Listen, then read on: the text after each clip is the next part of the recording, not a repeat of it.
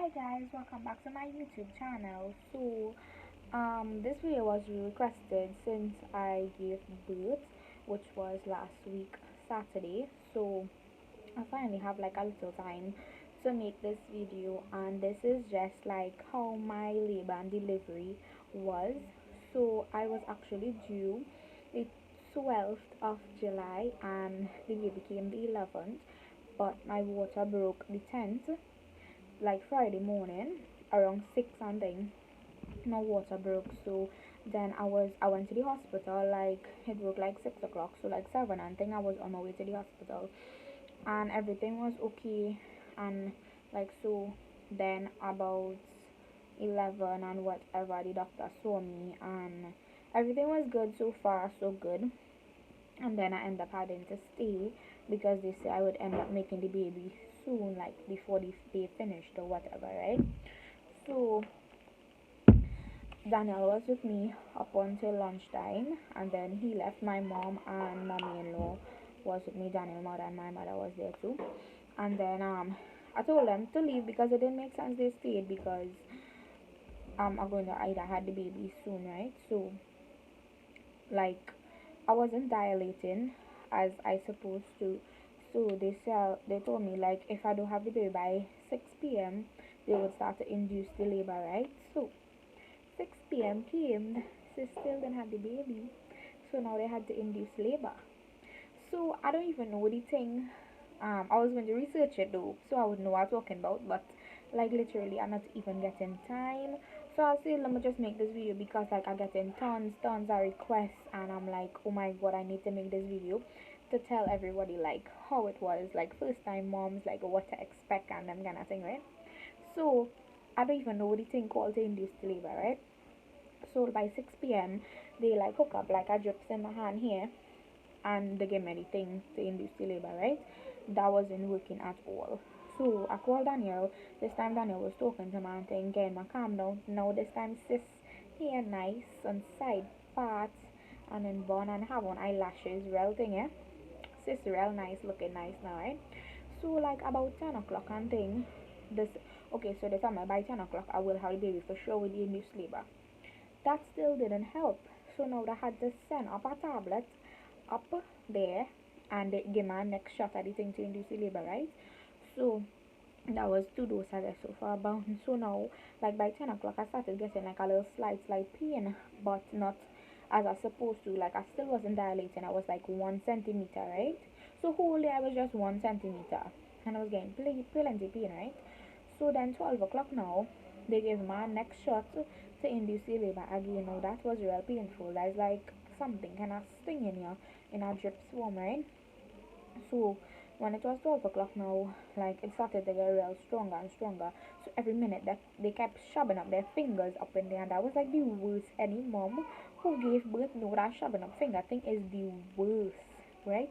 So I now don't want them shoving up finger no more. So like I have them asking me like if I think I dilated and thing, and yeah, I telling them yeah I think so and thing so. 12 o'clock, still 1 centimeter dilating, and now the contraction pain getting like real strong, like the worst. I swear to God, this was the worst pain ever. Telling you, it have nothing worse than this, right? So I calling Daniel, and now I walking. I trying to keep like calm. I breathing. I walking. I swilling whatever. Now remind you that nobody can be upstairs with you, right? Because of this whole corona thing. Daniel couldn't get to come upstairs, so he was home, and I going through all this pain and thing, right? So now when Daniel hear like how my I was crying and fretting up and thing, the way I was crying, my eyelashes literally came off, right? So now when Daniel hear I was crying and thing now, he came, right? He come in the hospital, and right, he come in the hospital now, and he was like he over downstairs and thing, right? So now the pain's starting to get really stronger, right? So I think I did went and bathe, right? Like to cool down myself and whatever. So now I did went and bathe the baby, or the baby. Right. So now I did went and bathe and thing, and I did change my clothes. And by the time Daniel come, but one of my cousin boyfriend was a security, and he was working at night, right? And when he see how much pain I am, he gave me the phone to talk to she. And so I was talking to she, and I calm down. Daniel's still on the phone all this time coming up, right? So the nurse them say nobody can't come, right? You can't come. You can't come in the room. You can't come upstairs. You can't come nowhere really, right? Only when you make the baby, then the person could come. So now I asked the security if he could get to come, like at least be with me to make me more comfortable and relaxed. So then he actually came, and like so that was like 1 o'clock in the morning. He come right, and the pain was like real, real strong. Like I was literally bawling and crying and holding on the railing and like want to kill Daniel now this time, right? So when Daniel came now, he came just in time for them to put me on the machine to hear the baby heart beating and whatever. So I went and beat again now 1 o'clock because the pain starting to get stronger now, right? Right, the pain getting stronger. So I went and beat again and I changed my clothes to go up in the labor ward. And there was hearing the baby heart rate, everything was good. And then the nurse was like, organize your bags and thing. You're going up in the labor ward, right? So same time Daniel was outside and he was helping me carry my bags and whatever. And just like they're supporting me, like he did, right? So however, he can't get to come in the labor ward. And I was like real begging. I begged the nurse, I begged everybody. They was like, no, he can't get to come. But he was waiting outside all this time. So that was 1 o'clock. So from 1 o'clock now, they give my next thing to induce the labor. So now they give my next shot at the drips. So now I had drips two bags of drip hook up on me. My pressure and thing was on. I don't have pressure or nothing, but they just wanted. And the baby heartbeat and thing was the monitor and thing was hooked up there.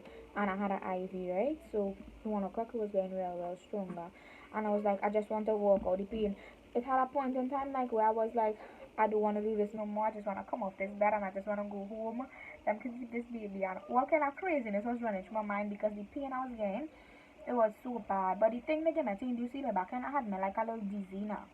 So I was I wasn't drowsy, I was kind of dizzy. So I kind of sleep away a little bit. And then when the pain come, I was like, oh my god, what the hell is this, right? So I was kind of sleeping away because remember, I'm tired since like 6 o'clock. I over here, I get no rest, nothing, right? So, but I was drinking my Gatorade and thing from before. So, now, right?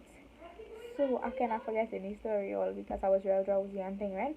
But I had really nice nurses, like the midwife who helped deliver Nathaniel. She was really, really nice. Like I gave she real trouble. I was really like getting on crazy up in that ward. I was like, I can't do this. I hit away pressure machine. I hit away like the IV, my blood and thing was spraying up. Now I losing blood, so now they had to put on blood on me and the baby heart rate started to drop now.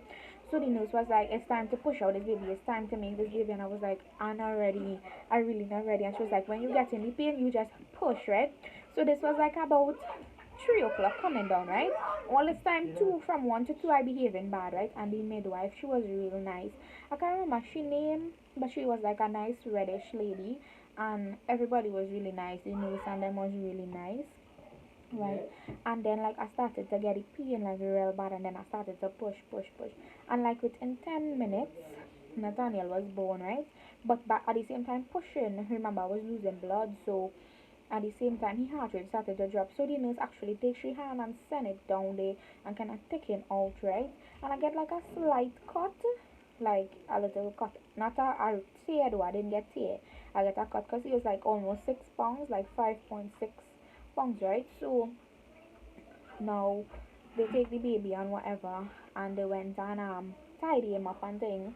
So now I just lay in the bed and the nurse she was talking to me, keeping me calm and all this like when I was going into labor I really wanted some water, like a real bad water I really wanted. Like I was wanting to be hydrated. So it was like no you can't drink no water because of the thing they induced in labor with, right? So as soon as I make the baby, the nurse come and give me some ice and that was so good. Like I can't believe she remembered that I wanted the water and she gave me the ice. So they taking care of Nathaniel and like how the nurse cannot pull him out, he had got a little slight swelling, so they had to give him like a little Panadol syrup and then they bring him back to me and he breastfeed and whatever. And then she put him back in the glass thing that is put the babies in. And then like with the thing, like in the labor with me, I was kinda drowsy. So when I come out of the bed I was kinda like dizzy and she the nurse helped me come out the bed. She helped me go on in the back and tidy up. She bring out my bags, everything. And by the time I coming out, she was like, you could go and see your husband now. So when I go and he just hugged me up and was like, you did it, everything is good. And like when I seen Nathaniel, it was like, this was all worth it, like only a mother would know like the pain they went through to make a baby. Like, I swear, I was like, I don't want to do this no more, like, giving up. I was like, I don't want to have no more children. Shudiness was like, don't come back next year and thing, eh? Don't come back next year and thing. So I was like, nah, I don't want this anymore. I don't want to go anymore. I don't want this. Like, in my mind, I wanted to kill Daniel for what I went through, but at the same time, he was there supporting me. He never left me, although he couldn't even be upstairs. He still took the chance and was upstairs. He was right outside the door. He was praying with me. And then, like, when I done make the baby now, he could have saw the baby, so he see the baby. His mommy was there too, and then he hugged me and we talked and whatever, and then I had to go to the postnatal ward. The postnatal ward, them nurse them is some hogs. It only had one good nurse, and then she was like, she showed me how to breastfeed and thing because Nathaniel wasn't latching on properly. But them in the postnatal ward is some hogs. Like, your baby will be bawling and screaming and crying, and they will just leave your child leave. Like, there was hogs in the postnatal ward. It wasn't nice.